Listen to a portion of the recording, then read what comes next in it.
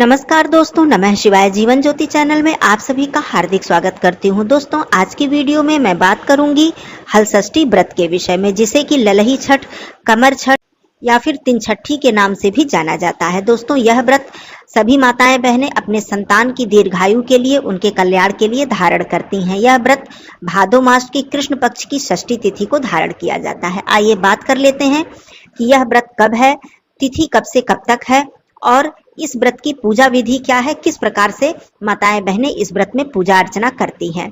तो आइए देर न करते हुए आगे बढ़ते हैं। सबसे महत्वपूर्ण बात मैं बता दूं, इस बार इस व्रत को लेकर कंफ्यूजन की स्थिति इसलिए है क्योंकि इस बार भादो मास की जो षष्ठी तिथि है, अर्थात कृष्ण पक्ष की षष्ठी तिथि जिसमें कि हम लोगों को व्रत रखना है, यह तिथि छेड़ है, अर्थात इस तिथि का क्षय है। जैसे कि पंचांग में कभी कभी किसी तिथि की वृद्धि हो जाती है और कोई कोई तिथि क्षीण हो जाती है, तो षष्ठी तिथि नहीं है, अर्थात षष्ठी तिथि में सूर्योदय नहीं हो रहा है। अब ऐसी स्थिति में इस व्रत को 24 अगस्त को भी बताया जा रहा है और 25 अगस्त को भी बताया जा रहा है। थोड़ा सा इस बात को समझ लीजिए, आप लोग आगे की वीडियो देखिएगा, पूजा विधि इत्यादि मैं समझा दूं इस बात को कि क्यों 2 दिन बताया जा रहा है। 24 तारीख को इसलिए बताया जा रहा है, अर्थात 24 अगस्त को, कि 24 अगस्त को षष्ठी तिथि प्रारंभ हो रही है सुबह 7:52 से, अर्थात सूर्योदय के समय पंचमी तिथि थी, तो इस दिन पंचमी तिथि मानी जाएगी। अब बात करती हूँ 25 तारीख की। 25 तारीख को षष्ठी तिथि समाप्त हो जा रही है प्रातःकाल 5:31 पर, अर्थात जब सूर्योदय हो रहा है तो सप्तमी तिथि आ जा रही है, तो इस वजह से पंचांग में षष्ठी तिथि को छीड़ बताया जा रहा है। अब 24 तारीख को व्रत रखने के लिए जो भी विद्वान जन पंडित जी लोग कह रहे हैं, इसलिए क्योंकि दिन भर और रात्रि में षष्ठी तिथि हमें मिल रही है, और 25 तारीख को जो भी विद्वान जन बता रहे हैं वो इसलिए बता रहे हैं कि ब्रह्म मुहूर्त में यदि हमें कोई तिथि थोड़ी सी भी प्राप्त हो जाती है तो उसे हम उदया तिथि के बराबर मान्यता देते हैं। भले ही सूर्योदय नहीं हो रहा है, लेकिन सूर्योदय के आसपास हमें यह तिथि मिल रही है। बस बात यही है, इसीलिए दोनों ही दिन इस व्रत को बताया जा रहा है। आपके क्षेत्र में, आपके स्थान पर जिस भी दिन इस व्रत को बताया जाए और लोग मतलब माताएं बहनें जिस दिन इस व्रत को धारण करें, आप उस दिन इस व्रत को धारण कर सकती हैं, अर्थात 24 तारीख को भी और 25 को भी। चलिए, ये बात पूरी तरह से क्लियर हो गई। अब आगे मैं बात करती हूँ सरल पूजा विधि के विषय में। देखिए दोस्तों, सबसे महत्वपूर्ण बात कि जो यह व्रत है, अलग अलग क्षेत्रों में थोड़े से नियम में बदलाव आ जाता है, अपनी अपनी अलग अलग परंपरा होती है और अपने घरों की भी कुछ अलग परंपराएं होती हैं, लेकिन जो मुख्य बात है वो ये है कि हम इस व्रत में कुशा घास की पूजा करते हैं, अर्थात कुशा के वृक्ष की, पौधे की पूजा करते हैं, जो कि अत्यंत ही पवित्र पौधा माना जाता है। इसकी पूजा अर्चना करते हैं, माता षष्ठी जी की पूजा अर्चना करते हैं। इस दिन बलराम जयंती मनाई जाती है, क्योंकि इसी दिन भगवान श्री कृष्ण जी के बड़े भाई श्री बलराम जी का जन्मोत्सव भी मनाया जाता है। और इस व्रत में खेत में उगाए हुए अन्न, फल जो भी होते हैं, किसी भी प्रकार के अनाज हो या फल हो, सब्जियां हो, उसे खाना वर्जित माना जाता है, क्योंकि श्री बलराम जी की जयंती है और उनका जो प्रिय जो शस्त्र था वो हल था, तो इसीलिए हल से जुते हुए खेत में हम लोग कोई भी चीज जो उगा हुआ होता है उसे नहीं खाते हैं।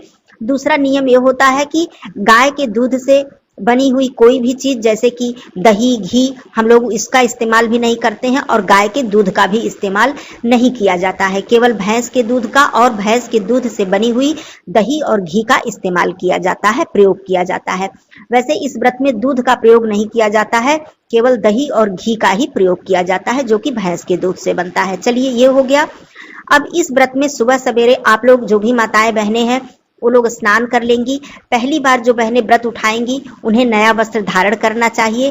अब ये आपके घर की परंपरा है कि मायके से आप लोगों के यहाँ जो भी वस्त्र आता है उसे धारण करें या फिर आप ससुराल का धारण करें, इसका कोई विशेष नियम नहीं है, आप कहीं का भी वस्त्र धारण कर सकती हैं। लेकिन पहली बार हम लोग नया वस्त्र पहनते हैं और संतान का जो जन्म होता है उसे भी, अपने संतान को भी हम लोग नया वस्त्र पहनाते हैं। सुबह सवेरे आप लोग स्नान कर लीजिए, साफ वस्त्र धारण कर लीजिए, जो आपकी दैनिक पूजा इत्यादि है उसे आप लोग कर लीजिए। भगवान सूर्य देव जी की पूजा, माता तुलसी जी की पूजा, जो लोग रविवार को रखेंगे वो लोग माता तुलसी जी की पूजा नहीं करेंगे, और जो लोग शनिवार को इस व्रत को रखेंगे वो लोग माता तुलसी जी की पूजा, अपनी दैनिक पूजा सब कुछ करने के बाद अब आप लोग हलषष्ठी व्रत की जो तैयारी है उसे कीजिए। अब इस व्रत में मुख्य रूप से जो सामग्री लगती है उसे समझ लीजिए। यहाँ पर मैं एक बात और भी बताना भूल गई, उसे मैं बता देती हूँ कि स्नान करते समय इस दिन माताएं बहनें किसी भी दातून का इस्तेमाल नहीं करती हैं, केवल महुआ के दातून का इस्तेमाल करती हैं। ब्रश, पेस्ट इत्यादि का आप लोग प्रयोग नहीं कर सकती हैं।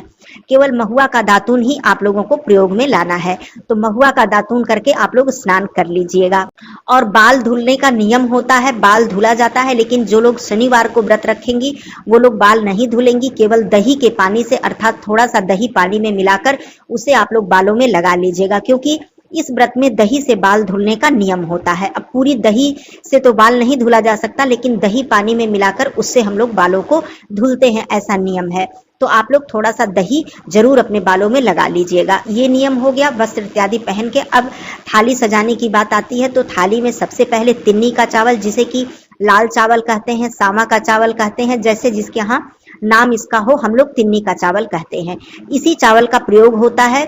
और करमुआ के साग का प्रयोग होता है, लेकिन यहाँ पर मैं बता दूं कि साग आप लोग कोई भी खा सकती हैं, लेकिन इस बात की यदि आपको जानकारी है कि वो साग ऐसे ही जैसे किसी के घर में कोई गार्डन है, गमला है, उसमें उगाया गया है, खेत में नहीं उगाया गया है, तब आप किसी भी साग को खा सकती हैं। लेकिन यदि आपको जानकारी नहीं है तो केवल करमुआ का साग खाएं, क्योंकि करमुआ का साग तालाब में उगता है, जिस प्रकार से तिन्नी का चावल भी तालाब में ही उगाया जाता है।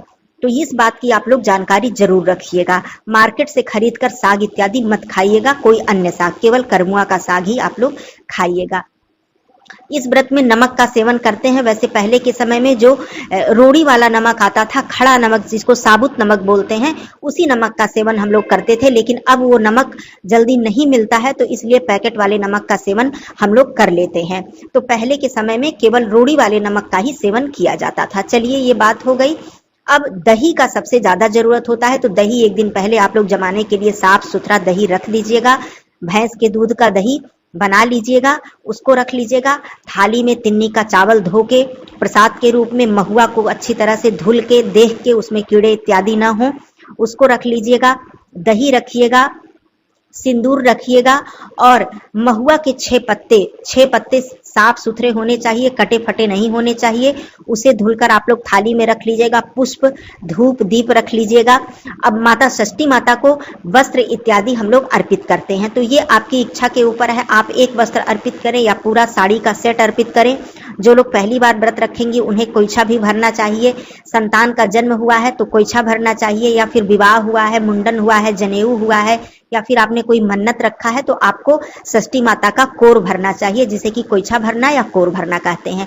इसकी मैं विस्तृत वीडियो पूरा इसके बाद में दूंगी कि कोइछा या कोर कैसे भरा जाता है। मेरी एक बहन का प्रश्न भी था कि दीदी बताइए, तो इसका पूरा नियम मैं बताऊंगी। इसमें पूजा विधि समझ लीजिए, और उसके बाद अगली वीडियो में आप लोग कोइछा का पूरा नियम समझ लीजिएगा। तो चलिए आगे मैं बात करती हूँ।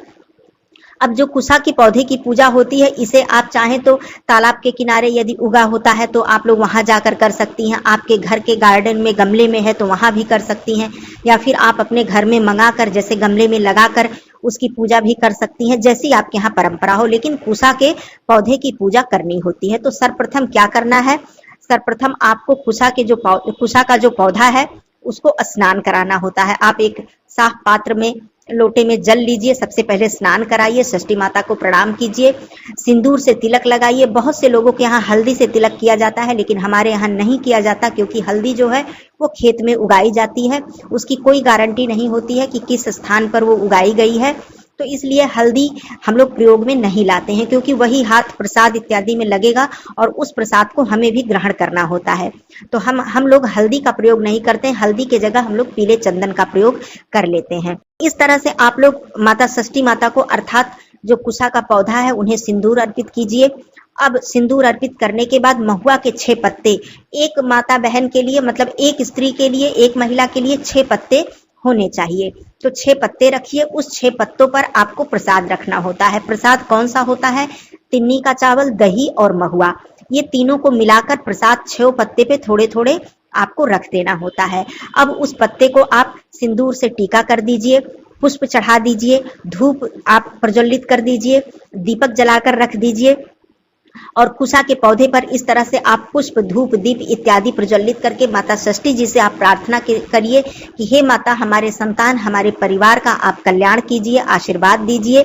और हमसे कोई भी त्रुटि भूल हो जाए व्रत उपवास में, नियम में, तो हमें क्षमा कीजिए। तो इस तरह से करके आप पूजन अर्चन कीजिए। अब कुशा के 6 पत्तों पर गांठ लगाने की बारी आती है।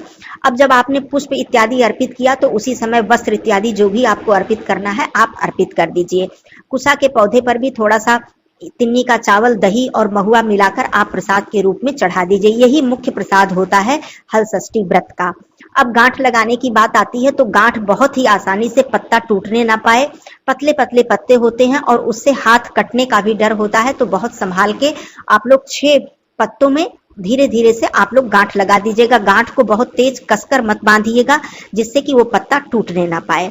तो इस तरह से 6 पत्ते में गांठ लगा दीजिए, सिंदूर लगा दीजिए और प्रार्थना कीजिए अपने संतान के कल्याण के लिए। अब ये जो कुशा का पूजन इस प्रकार से हम लोग कर लेते हैं, पूरी पूजा जब हो जाती है हम लोगों की, तब बात आती है कथा श्रवण करने की। यही एक ऐसा व्रत है दोस्तों कि पूजा के साथ ही कथा संपन्न होने के बाद ही हम लोग जल इत्यादि ग्रहण कर सकते हैं। वैसे और सारे व्रत में कथा सुनने का नियम होता है, लेकिन वो कथा हम लोग संध्या पूजन में भी सुन लेते हैं या फिर सुबह के पूजन में भी सुन लेते हैं, मतलब बाद में भी सुन सकते हैं। लेकिन इस व्रत में कथा जब तक आप नहीं पूरा संपूर्ण 6 कथा नहीं सुनेंगी तब तक पूजा आपकी संपूर्ण नहीं मानी जाती है।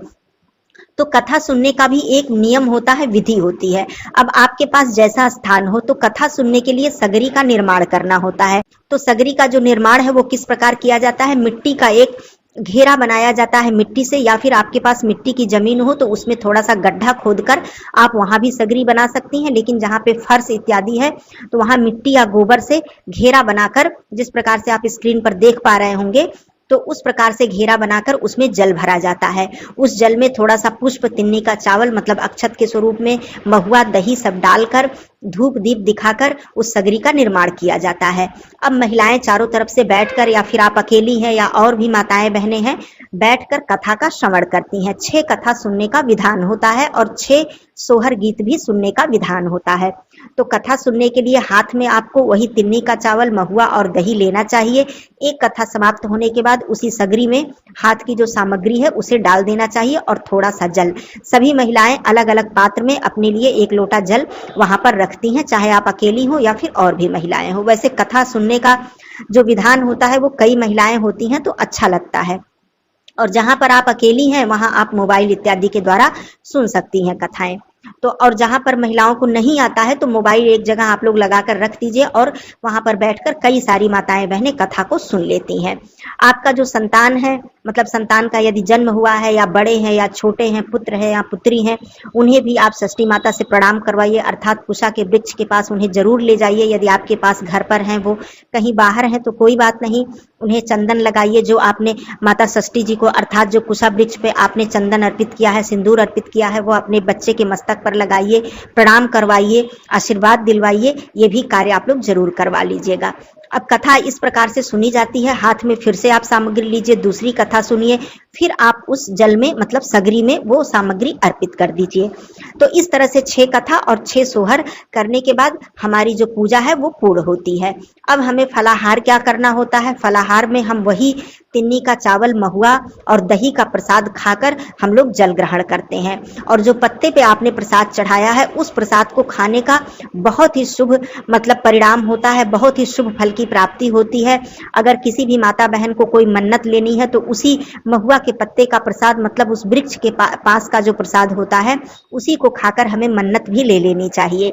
या फिर जो भी मेरी बहनें हैं, संतान प्राप्ति की इच्छा है और बहुत देरी हो रही है, कोई बाधा आ रही है, तो उसी महुआ के प्रसाद को आप लोग खाकर और वहीं से थोड़ा सा सिंदूर अपने मांग में लगाकर और षष्ठी माता से आप लोग प्रार्थना कीजिए। निश्चित ही गोद भरती है और षष्ठी माता कृपा करती हैं, इस बात की पूरी तरह से गारंटी है, क्योंकि षष्ठी माता बहुत ही दयालु है और यह व्रत जो है बहुत ही ज्यादा पुण्य फल को प्रदान करने वाला व्रत माना जाता है। यहीं पर वहीं कुशा के वृक्ष के पास आप कोइछा भरने का भी मन्नत ले सकती हैं कि मेरे संतान का कल्याण हो, या फिर स्वास्थ्य के लिए, या फिर संतान के जन्म के लिए, किसी भी चीज के लिए आप वहीं पर कोइछा भरने का भी मन्नत ले सकती हैं।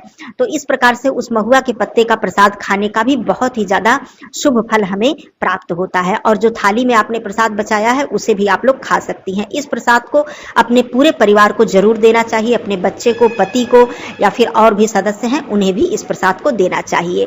तो इस प्रकार से पूजन और कथा सोहर गीत सुनने के बाद आप लोग जलपान कर लीजिएगा। फिर आप लोगों को जो भोजन में क्या करना होता है, एक बार हम लोगों को भोजन करना होता है, वही तिन्नी का चावल और करमुआ का साग डालें और दही के साथ उसको आप लोग खा सकती हैं।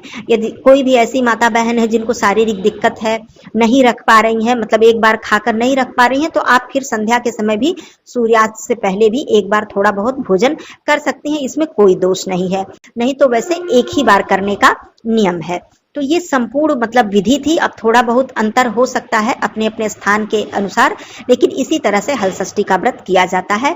पैरों में आप लोग महावर लगा लीजिएगा, सिंघोरा का सिंदूर लगा लीजिएगा, चूड़ियां सब मतलब श्रृंगार की जितनी भी सामग्री है उसे धारण कर लीजिएगा और अच्छी तरह से जैसे हम लोग अन्य व्रत उपवास में तैयार होते हैं, श्रृंगार करते हैं, उसी तरह अपना मुख्य श्रृंगार करके आप लोग इस व्रत को धारण कीजिएगा। मेरी तरफ से मेरी सभी माताओं बहनों को हलषष्ठी व्रत की हार्दिक शुभकामनाएं। सभी के संतान का माता षष्ठी जी कल्याण करें, आशीर्वाद दें। फिर मिलती हूँ अगले वीडियो में, तब तक के लिए धन्यवाद। नमः शिवाय, हर हर महादेव।